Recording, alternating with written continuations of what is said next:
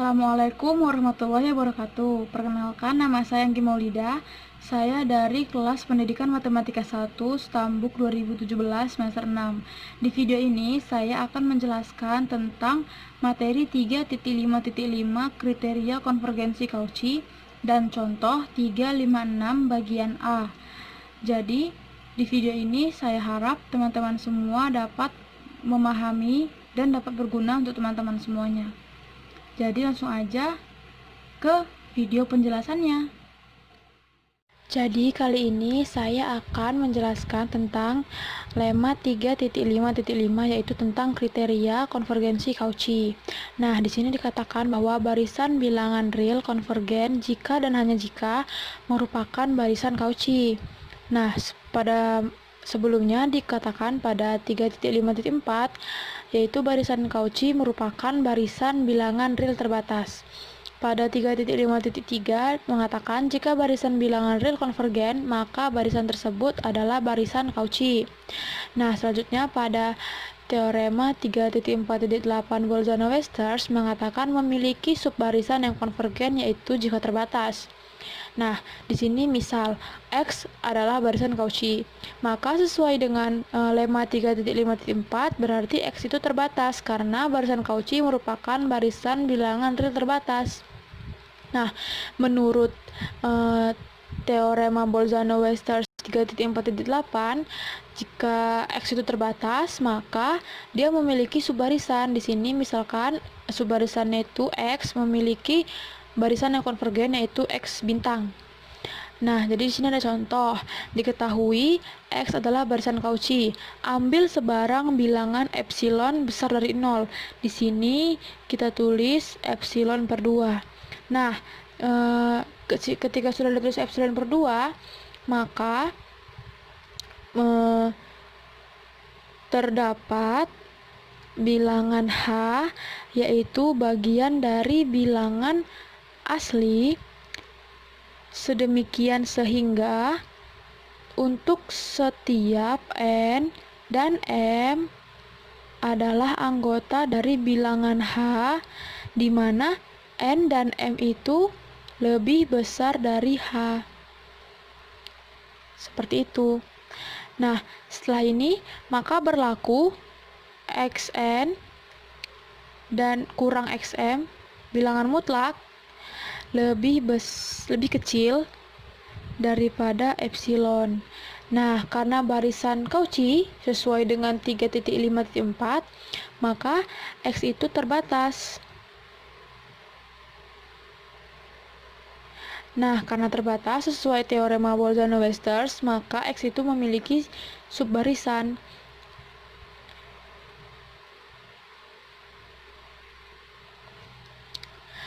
Nah, di sini terdapat bilangan asli K, di mana K itu besar dari H. Dengan K itu anggota dari N1, N2, dan seterusnya. Di sini tertulis diperoleh XK dikurang X bintang bilangan mutlak lebih kecil daripada epsilon per 2. Karena K itu lebih besar daripada H dan K sama dengan M, maka diperoleh tadi kan sudah kita tulis di sini Xn kurang Xm kecil dari epsilon. Karena K sama dengan M, jadi kita ubah aja M-nya jadi K. Jadi tinggal Xn kurang Xk lebih kecil dari epsilon per 2 untuk setiap N besar dari H.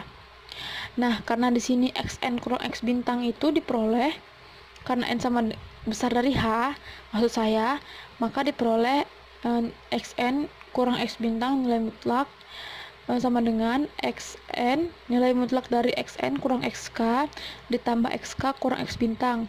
Melalui kesamaan segitiga, maka diperoleh nilai mutlak Xn kurang X ditambah Xk kurang X bintang. Jadi di sini tinggal dimasukkan aja epsilon per 2 ditambah epsilon per 2 menghasilkan epsilon. Nah, karena epsilon itu lebih besar daripada 0, maka limitnya Xn sama dengan X bintang. Seperti itu. Jadi, sekian penjelasan tentang kriteria konvergensi Cauchy lemma 3.5.5. Nah, untuk penjelasan selanjutnya yaitu tentang contoh 356 bagian A.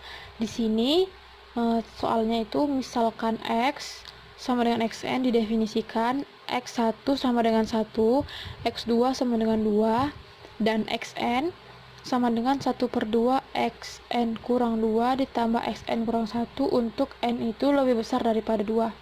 Nah, jadi di sini kita cari aja X1-nya kan 1, X2 sama dengan 2. Nah, X3-nya itu menggunakan rumus yang ini, 1/2 dikali XN kurang 2 ditambah XN kurang 1, yaitu 1/2 XN kurang 2, N-nya kan 3, jadinya X3 dikurang 2 tambah X3 dikurang 1, yaitu 1/2 X1, 3 kurang 2 kan 1. Nah, X3 kurang 1 kan 2. Jadinya di sini X1 itu kan 1, tinggal masukkan aja, X2-nya kan 2. Jadinya hasilnya itu 1/2 dikali 3, yaitu hasilnya 3/2. Begitu juga untuk mencari X4 dan X5. Nah, jadi dari soal ini, maksud saya dari rumus ini, diketahui bahwa selisih antara X1 ke X2 yaitu 1, X2 ke X3 itu 1/2, X3 ke X4 1/4, dan X4 ke X5 1/8. Jadi berarti diperoleh Xn kecil atau sama dengan 2, besar atau sama dengan 1. Dan melihat beda selisih itu, X1 kurang X2 1, X2 kurang X3 1/2, X3 kurang 1/4 1/4, X4 kurang X5 1/8. Jadi diperoleh nilai mutlak Xn kurang Xn tambah 1 sama dengan 1/2 N kurang 1. Nah, dengan induksi matematika, misalkan N besar dari M. Di sini tertulis Xn dikurang Xm nilai mutlak sama dengan nilai mutlak dari Xn kurang Xn tambah 1 ditambah Xn tambah 1 dikurang Xn tambah 2 dan seterusnya sampai tambah Xn kurang 1 dikurang Xm. Menggunakan kesamaan segitiga, nilai mutlak dari Xn kurang Xn tambah 1 ditambah nilai mutlak dari Xn tambah 1 kurang Xn tambah 2 sampai tambah Xn nilai mutlak dari Xn kurang 1 kurang Xm. Jadi di sini udah diketahui kan? Jadi di sini tinggal masukkan aja 1 kurang 2n 1/2 pangkat n kurang 1 ditambah 1/2 pangkat n sampai tambah 1/2 pangkat m kurang 2. Di sini menggunakan jumlah n suku pertama deret geometri diperoleh 1/2 pangkat n kurang 1 dalam kurung 1 tambah 1/2 sampai tambah 1/2 pangkat m kurang n kurang 1, dimana ini itu kurang dari 2. Nah, jadi di sini sehingga diperoleh Xn dikurang Xm kurang dari 1/2 pangkat n kurang 1 dikali 2, yaitu hasilnya 1/2 pangkat n kurang 2. Disederhanakan menjadi 4/2 pangkat n kurang dari epsilon. Nah, di sini bukti, ambil epsilon besar 0, pilih n epsilon anggota dari n sedemikian sehingga 4/2 n epsilon kurang dari epsilon, sehingga jika n dan m itu besar n epsilon, maka nilai mutlak dari Xn kurang Xm kurang dari 4/2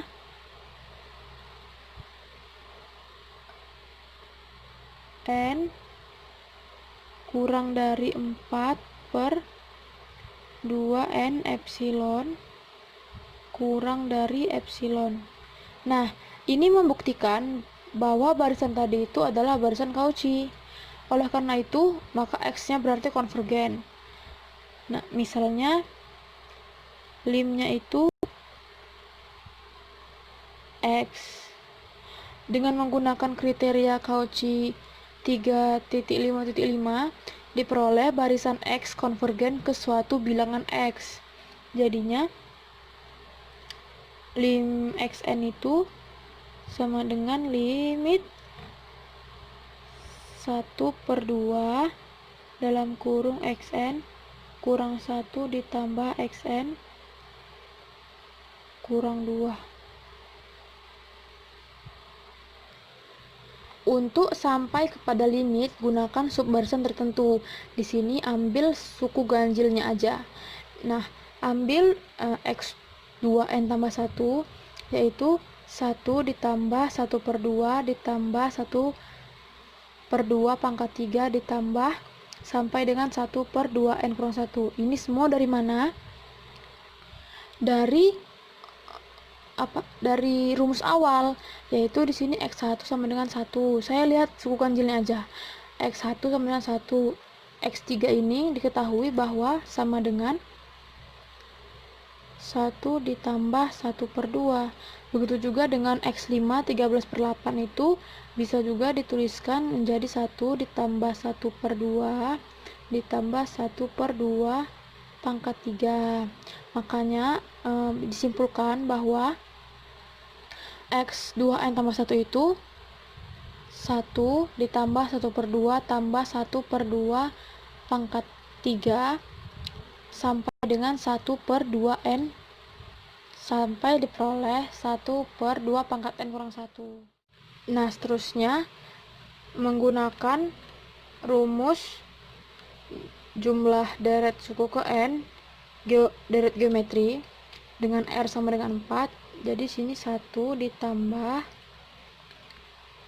1/2 dalam kurung 1 dikurang 1/4 karena R nya 4 pangkat N per 1 dikurang 1/4. Di sini 1 ditambah 1/2 1 dikurang 1/4 pangkat N per 3/4. Hasilnya 1 ditambah 2/3 dalam kurung 1 kurang 1/4 pangkat N. Nah, di sini ingat teorema Bolzano-Weierstrass. Jika barisan konvergen ke X, maka semua subbarisan akan konvergen ke X, yaitu X aksen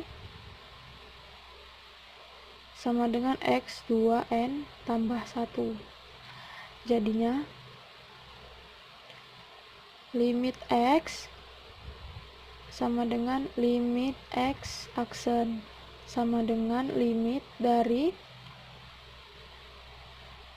kan X aksen itu X2N tambah 1, berarti kita tulis saja hasilnya itu limit dari 1 ditambah 2/3 1 kurang 1/4 pangkat N sama dengan 1 ditambah 2/3 1 dikurang 0 1 tambah 2/3, hasilnya itu 5/3. Sekian penjelasan dari saya tentang contoh 3.5.6 bagian A. Itulah video penjelasan materinya tadi. Jika ada kesalahan dan penjelasannya terkesan berbelit-belit, saya mohon maaf karena di sini saya juga masih belajar dan masukan dari teman-teman juga saya harapkan. Saya akhiri, wassalamualaikum warahmatullahi wabarakatuh.